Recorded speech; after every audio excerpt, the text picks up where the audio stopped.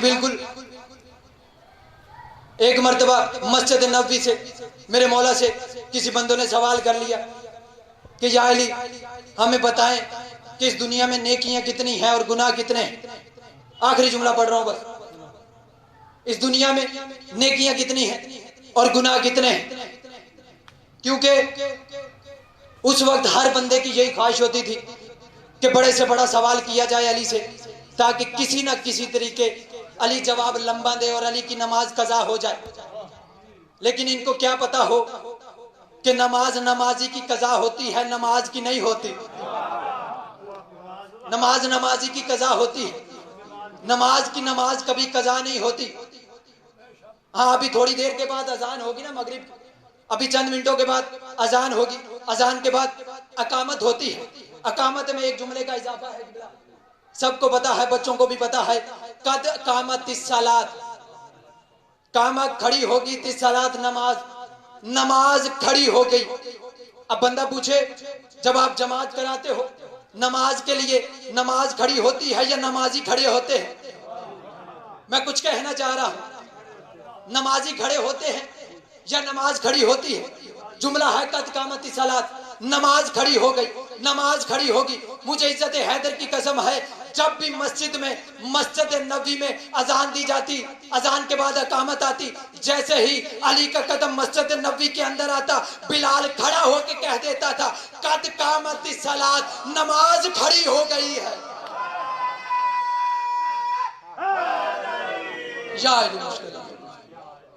सवाल करते थे लंबे से लंबा कि किसी ना किसी तरीके अली की नमाज जवाब देते रहे, अली की नमाज कज़ा हो जाए। लेकिन करीम बाप का करीम बेटा है, जितना लंबा भी सवाल होता अली जवाब मुख्तसर देते। क्यों? कि अली ये भी बर्दाश्त नहीं करते थे कि साहिल को भी ज्यादा देर खड़ा रखो, मुख्तसर से मुख्तसर जवाब देते।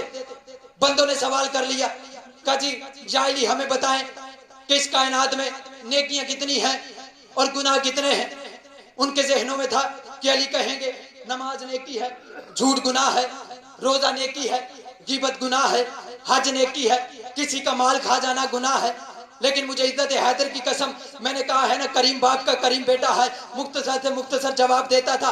कहा या अली इस कायनात में नेकियां कितनी है, इस कायनात में गुनाह कितने हैं। मिंबर पे खड़े होके अबू तालिब के बेटे ने एक ही जुमला कहा मुझे कसम है अपने परवरदिगार की, अपने खालिक की, इस कायनात में नेकी भी एक है, इस कायनात में गुनाह भी एक है। कहा या अली नेकी कौन सी है, गुनाह कौन से है? कहा मुझ अली की मोहब्बत नेकी है, मुझ अली से बुग़्ज़ गुनाह है।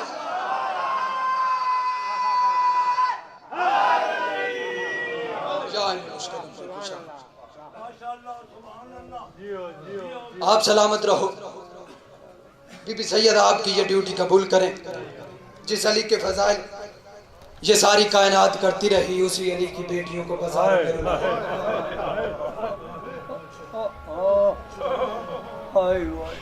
उसी अली की बेटियों के सर से रिदाएं छीनी के।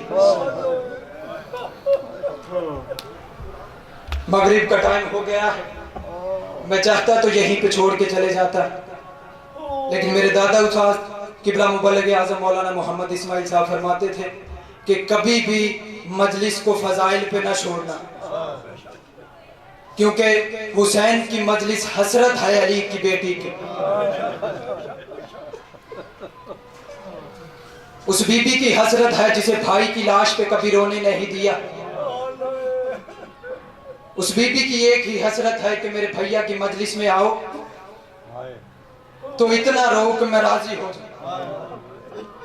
कोशिश किया करो कि जब भी मजलिस में आओ ज्यादा नहीं तो एक आंसू आपकी आंख से गिर जाए ताकि अली की बेटी राजी हो जाए। कितना करीम खानदान है, इज्जत हैदर की कसम। मेरे छठे इमाम फरमाते मेरे दादा हुसैन की मजलिस में आके बैठो ना जब, तो जब मसाइब को जाकिर पढ़ रहा हो तो किसी को रोना ना आ रहा तो अपनी किसी मुसीबत को याद करके रो लिया करे, मैं उसकी जन्नत का जामिन सादिक खुद हूं। इससे बढ़ के और करीमी क्या होगी। आज 16 रजब है ना, चंद दिनों के बाद 28 रजब आएगा। ज़हरा के घर से 64 जनाजे निकलेंगे। बस एक जुमला पढ़ूंगा।